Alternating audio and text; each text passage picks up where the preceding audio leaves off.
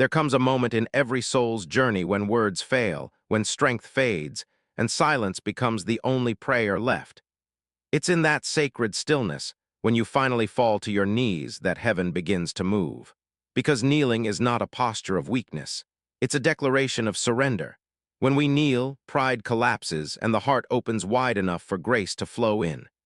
Prayer is not about convincing God to care, it's remembering that He already does. You don't have to pray perfectly, you just have to pray honestly. God is not impressed by the strength of your voice, but by the surrender of your heart. He listens to the quiet whispers that never make it past your lips, to the tears that hit the floor, to the sighs you can't explain. Heaven hears them all, because every tear is a testimony. Every moment of surrender is an act of faith.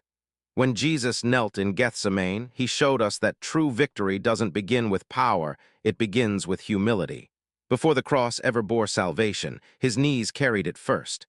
That's why every believer who bows in prayer steps into the same divine power that raised Him up.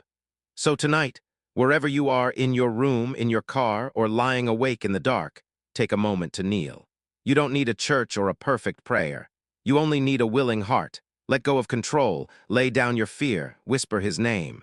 When your knees touch the floor, your heart touches the throne. And in that quiet exchange, chains are broken, peace returns, and faith begins to rise again. Because prayer is not the last resort, it's the first victory. You may think you are kneeling in weakness, but in God's eyes you're standing in authority. The enemy trembles where surrender lives. So tonight, bow low and rise higher. Let your soul breathe again. Let heaven fight for you. For every time you kneel, you are not giving up, you are giving in to the one who never fails. Every miracle begins the same way, with a heart that surrenders and a whisper that says, "Lord, I trust you."